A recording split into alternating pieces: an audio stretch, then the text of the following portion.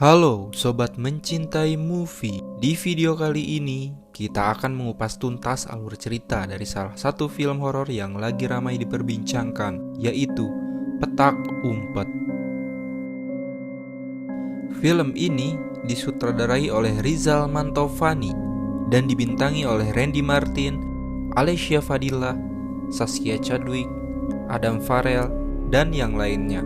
Cerita berpusat pada Rahman, seorang remaja yang diminta ibunya, Masayu, untuk menjaga adiknya, Sari. Namun, Rahman memilih untuk bermain game online di ponselnya dan membiarkan Sari bermain petak umpet bersama teman-temannya. Ketika Sari menghilang dan tidak kunjung ditemukan, Rahman merasa bersalah dan memutuskan untuk mencarinya bersama dua sahabatnya, Rinto dan Sheila. Penasaran dengan kelanjutan ceritanya? Yuk simak baik-baik dan tonton sampai habis. Film diawali dengan seorang ibu tunggal bernama Masayu yang sedang sibuk menelpon urusan pekerjaan. Ia terlihat sangat repot menangani panggilan sambil memotong bahan masakan di dapur. Di tengah kesibukannya, datang putrinya yaitu Sari yang meminta ditemani bermain. Namun, karena terlalu sibuk, Masayu tidak bisa memenuhi permintaan itu dan menyuruh Sari bermain saja bersama abangnya yaitu Rahman. Dengan raut wajah sedih, Sari menuruti ibunya dan masuk ke kamar Rahman. Namun sesampainya di sana, Rahman tidak ada. Sari justru terkejut melihat sesuatu yang menyeramkan. Awalnya ia mengira itu penampakan, tapi ternyata hanya sebuah patung. Tak lama kemudian, Rahman muncul dari belakang dan mengejutkannya. Sari lalu meminta Rahman menemaninya bermain. Awalnya Rahman menolak karena sedang sibuk mempersiapkan diri untuk kompetisi game online. Ia bahkan sempat memprotes ibunya, mengatakan bahwa ia sedang berusaha menjadi lebih bertanggung jawab demi membantu keluarga dan menggantikan peran sang ayah yang telah tiada. Namun, ibunya menyatakan bahwa Rahman belum siap memikul tanggung jawab sebesar itu. Dengan perasaan sedih dan kecewa, Rahman akhirnya menurut dan mengajak Sari bermain. Mereka pergi ke sebuah taman, ditemani dua sahabat Rahman, Sheila dan Rinto, serta beberapa teman Sari. Saat Rahman, Sheila, dan Rinto mabar game online, Sari dan teman-temannya ora doyan adus wengi nganggo batok.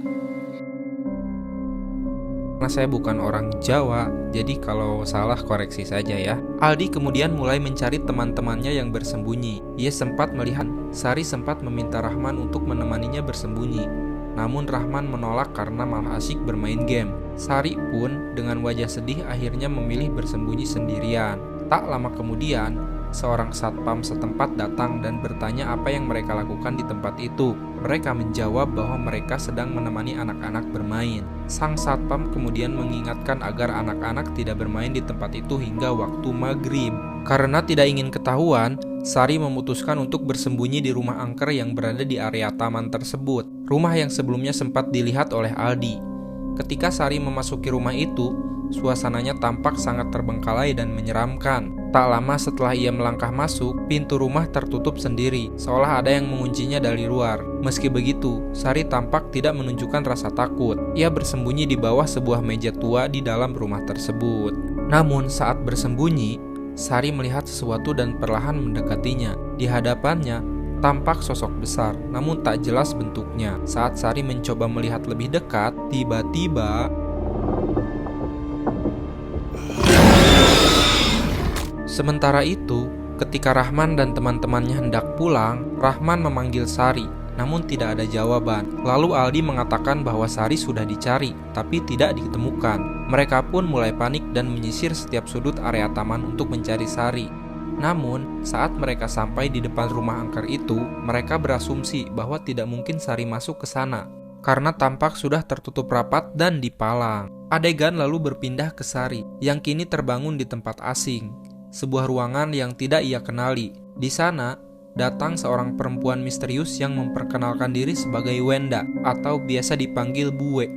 Bue bersikap ramah dan menyuruh Sari makan. Di depannya tampak hidangan yang tampak lezat, dan tiba-tiba muncul juga beberapa anak lain di sekitar Sari, seolah mereka semua sedang berada dalam sebuah jamuan. Meskipun sempat ragu, Sari akhirnya tergoda untuk makan karena bujukan lembut Bue. Namun kenyataannya, apa yang terlihat enak hanyalah ilusi. Makanan itu sebenarnya busuk, berisi belatung dan kotoran. Tapi karena Sari sudah masuk ke alam gaib, ia tidak menyadari kenyataan yang mengerikan itu.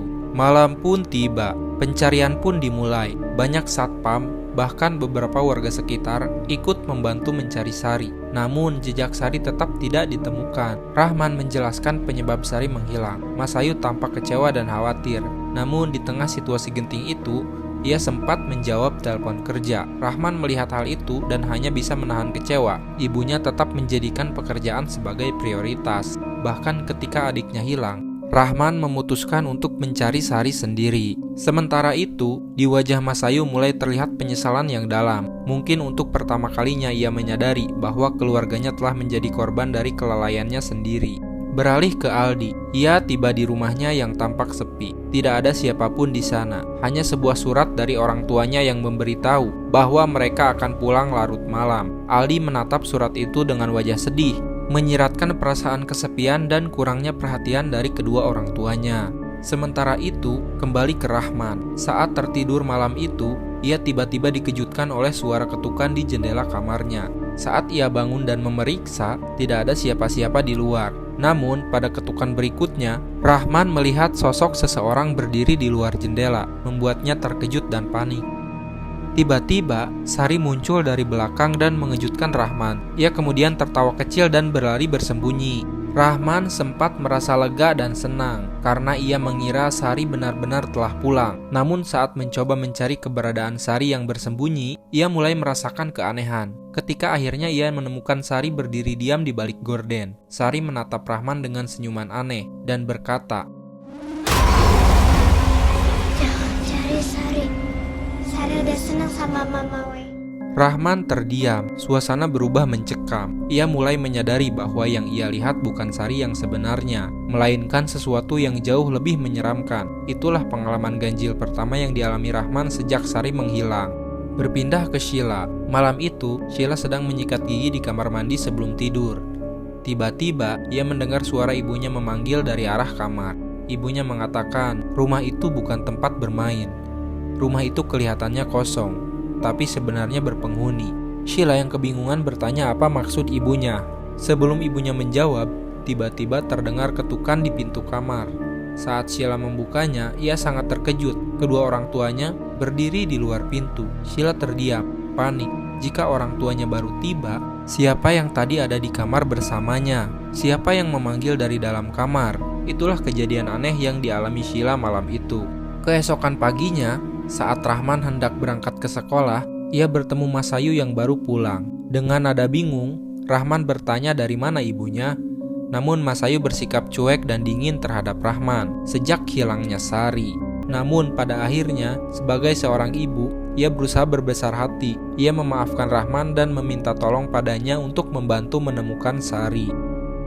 Di sekolah, Rahman mengikuti pelajaran Photoshop, tapi pikirannya tidak fokus.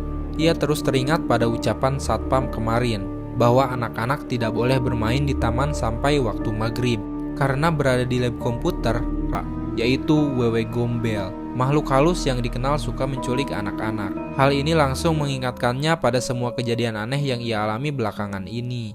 Sepulang sekolah, Rahman bertemu dengan Sheila dan Rinto. Ia menceritakan kejadian malam itu saat ia menemukan sosok menyerupai Sari. Mendengar itu, Sheila pun berbagi pengalaman ganjil yang ia alami tentang sosok yang menyerupai ibunya. Hanya Rinto yang mengaku tidak mengalami kejadian aneh, tapi ia justru yang paling yakin bahwa Sari telah diculik oleh makhluk halus, yaitu wewe gombel. Rinto menjelaskan bahwa dalam legenda, wewe gombel adalah arwah seorang perempuan yang Rinto juga menjelaskan bahwa anak yang diculik wewe gombel biasanya dibuat nyaman agar lupa akan keluarganya dan tidak ingin kembali, terutama sudah tidak bernyawa. Dengan tekad bulat, mereka bertiga pun sepakat mereka harus kembali ke rumah angker itu. Rahman, Sheila, dan Rinto mulai mempersiapkan diri untuk memasuki rumah angker itu. Mereka membawa sejumlah perlengkapan yang sekiranya bisa berguna.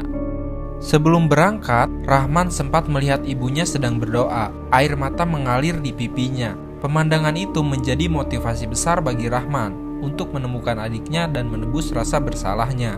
Di sisi lain, Aldi yang merasa kesepian di rumah memutuskan mencari Sari sendirian. Dari kejauhan, begitu berhasil masuk, suasana rumah terasa sangat mencekam. Sheila memperhatikan bahwa di dalam rumah itu banyak sekali akar-akar pohon menjalar di lantai dan di dinding. Rinto lalu menjelaskan bahwa dalam cerita, Wewe Gombel biasanya tinggal di pohon.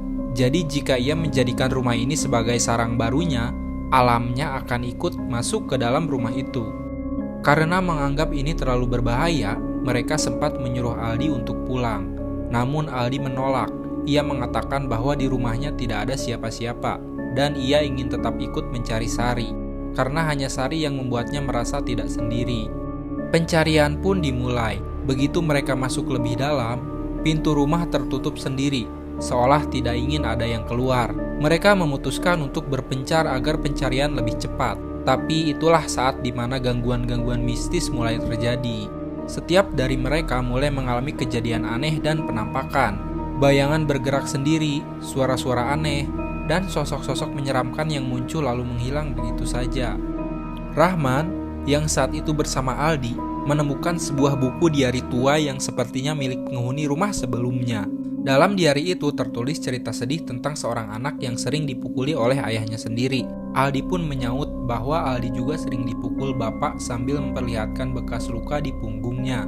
Tiba-tiba, atap rumah runtuh, dan dalam kekacauan itu, Aldi ditarik oleh sesuatu ke dalam kegelapan. Rahman panik dan mencoba mengejarnya, namun tidak menemukan jejak Aldi. Dalam pencariannya, Rahman tiba-tiba melihat Sari berdiri tampak tenang, berdampingan dengan sosok wanita yang menyerupai ibunya. Rahman awalnya merasa lega, tapi seketika sadar ada yang tidak beres. Sosok perempuan itu bukan ibunya, melainkan Buwe. Sebelum Rahman bisa mendekat, Sari dan Buwe menghilang begitu saja, meninggalkan Rahman sendiri di lorong gelap rumah angker itu. Sementara itu, Sheila dan Rinto masih mengalami gangguan dari makhluk halus yang ada di dalam rumah itu. Mereka berdua sempat terpisah di tengah pencarian. Dalam keadaan panik, Sheila berlari ke arah jendela dan melihat seorang tukang bakso sedang lewat di depan rumah. Dengan suara gemetar, ia berteriak minta tolong. Tapi alih-alih mendekat, tukang bakso itu justru menunjukkan ekspresi ketakutan dan langsung kabur, seolah mengetahui sesuatu yang mengerikan tersembunyi di balik rumah itu. Beruntung, Sheila akhirnya berhasil bertemu kembali dengan Rinto. Mereka memutuskan untuk tidak berpencar lagi dan terus menyusuri rumah sambil memanggil-manggil nama Rahman dan Sari. Di sisi lain, Rahman melanjutkan pencariannya dengan penuh kecemasan setelah kehilangan jejak Aldi. Ia menelusuri lorong-lorong gelap rumah itu hingga akhirnya melihat sesosok makhluk besar sedang membawa Aldi yang tak berdaya. Sosok itu sangat tinggi, besar, dan auranya begitu menakutkan. Dialah Wewe Gombel. Di depan matanya sendiri, Wewe Gombel membuka mulutnya yang besar dan mulai melahap Aldi. Rahman tertegun, terpaku antara ketakutan dan rasa tidak percaya atas apa yang baru saja ia saksikan. Meski takut, tapi Rahman mencoba mendekat. Tepat saat ia hendak berlari untuk menyelamatkan Aldi, Wewe Gombel menghilang dalam sekejap. Lalu tiba-tiba Wewe Gombel tersebut muncul tepat di belakang Rahman. Karena terkejut oleh sosok yang tiba-tiba muncul di belakangnya, Rahman tersentak dan terjatuh ke arah tangga bawah. Tubuhnya terhempas dan beberapa pecahan kaca melukai lengannya. Dengan susah payah, Rahman berusaha bangkit meski rasa sakit menyiksa tubuhnya. Tak lama kemudian, Rinto dan Sheila berhasil menemukannya. Mereka segera menghampiri Rahman. Mereka pun menceritakan gangguan yang mereka alami. Nafas Rahman masih terengah, namun ia juga segera menceritakan apa yang baru saja ia alami. Tiba-tiba, suara Sari terdengar samar, seolah memanggil mereka dari kejauhan. Mereka bertiga segera berdiri dan mencoba mengikuti suara itu, memanggil-manggil nama Sari dengan harapan ia akan menjawab. Namun, sekeras apapun mereka memanggil, Sari tidak muncul. Rahman mulai merasa putus asa. Ia mengusulkan untuk keluar rumah dan mencari bantuan. Namun saat mereka hendak menuju pintu keluar, selai kain hitam melayang dari arah langit-langit, berputar perlahan seperti dijatuhkan oleh tangan tak kasat mata. Dan kemudian, sosok Buwe menampakkan diri kembali, berdiri tegak dengan senyum dingin, diikuti 3 anak kecil berwajah pucat dan menakutkan. Mata mereka kosong, tatapan mereka menusuk. Rahman maju selangkah. Meski tubuhnya gemetar, Rahman meminta agar Sari dikembalikan. Namun Buwe hanya menatapnya dan tersenyum sinis. Jiwa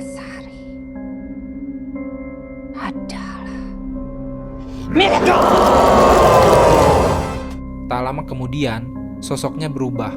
Wujud asli Wewe Gombel pun muncul.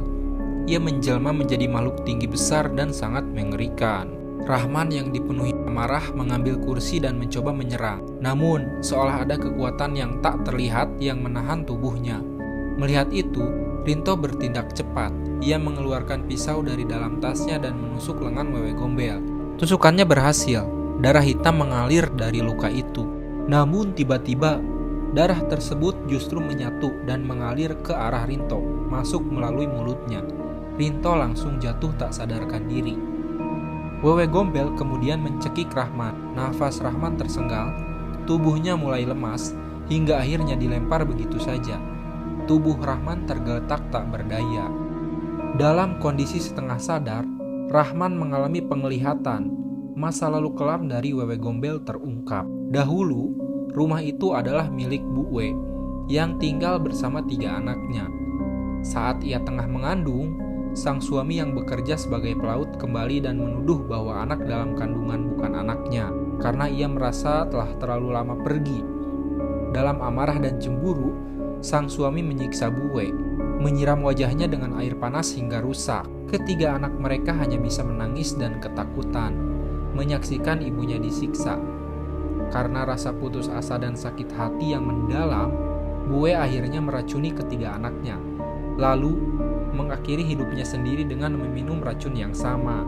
Dalam detik-detik sakaratul mautnya, Bu We melihat sesosok makhluk gelap. Ia pun bersumpah setia pada sosok tersebut dan memohon agar dendamnya abadi. Sejak saat itu, ia dan anak-anaknya bersatu dengan makhluk tersebut dan menjelma menjadi Wewe Gombel. Rahman pun terbangun dari penglihatannya. Tiba-tiba, Wewe Gombel mengucapkan kalimat misterius yang pernah dikatakan Aldi di awal film. Setan ora doyan, adus wengi nganggo batu. Umpet yang benar, mengkomudak bodoh ketok. Wewe seolah mengajak bermain petak umpet. Permainan dimulai. Satu persatu mereka bersembunyi. Namun Sheila berhasil ditemukan lebih dulu. Rahman dan Rinto sempat ingin menyelamatkannya, tapi mereka menyadari bahwa hal itu sia-sia. Dalam keputusasaan, Rahman memohon pada Sari agar pulang. Ia berjanji akan lebih menyayanginya. Di tempat lain, Mas Ayu yang tengah berdoa juga berjanji akan menjadi ibu yang lebih peduli. Cinta mereka mengalir kuat, menembus batas dunia. Wewe Gombel pun merasa terguncang oleh kekuatan kasih sayang itu, dan akhirnya melepaskan Sari dari dalam tubuhnya. Rinto yang mulai siuman menyadari sesuatu. Wewe Gombel akan makin kuat kalau kita takut. Tapi, dia akan jadi lemah kalau kita nggak takut sama Wewe Gombel. Dengan ketenangan dan keberanian, mereka semua menghadapi Wewe Gombel tanpa rasa takut. Dan makhluk itu pun akhirnya kembali ke tempat asalnya, lenyap bersama kekuatan gelapnya. Pintu rumah yang sejak awal terkunci kini terbuka dengan sendirinya, seolah menandakan bahwa kegelapan telah sirna. Kemanakah Aldi? Bahwa Aldi itu tidak pernah mendapatkan cinta dari keluarganya, dan Wewe Gombel berhasil membawanya ke alam lain. Jadi, rangkulah mereka yang kau cintai, karena cinta adalah satu-satunya kekuatan yang menyatukan kita. Di ending film, Sari meminta bermain petak umpet dengan Rahman. Awalnya Rahman menolak, tapi teringat apa yang telah terjadi. Ia akhirnya mengiyakan. Rahman menutup mata dan mulai menghitung, mengucapkan kalimat yang sama. Setan ora doyan, adus bengi nganggo batok. Namun, ketika Rahman mencari Sari, ia melihat Sari di belakang kulkas sedang memakan daging mentah dengan tatapan kosong dan mengerikan. Apakah kekuatan jahat belum benar-benar pergi? Atau justru ini adalah isyarat akan hadirnya sequel kedua? Makna film Petak Umpet adalah bahwa perhatian, kasih sayang, dan kehangatan dalam keluarga memiliki kekuatan besar untuk menyelamatkan dan melindungi, bahkan dari kekuatan jahat sekalipun. Anak-anak yang merasa diabaikan atau kesepian bisa menjadi rentan terhadap pengaruh buruk, baik secara emosional maupun spiritual. Film ini juga menyampaikan pesan bahwa rasa bersalah dan penyesalan tidak cukup untuk memperbaiki keadaan. Perubahan nyata harus datang dari kepedulian dan tindakan. Selain itu, cinta dalam keluarga digambarkan sebagai kekuatan yang lebih kuat dari rasa takut dan kegelapan. Oke, untuk alur cerita film Petak Umpet cukup sampai di sini dulu. Nantikan video-video menarik lainnya di channel ini ya. Buat kalian yang belum subscribe, jangan lupa subscribe dulu. Dan untuk kalian yang sudah subscribe, terima kasih banyak. Semoga rezeki kalian selalu dilancarkan. Terima kasih.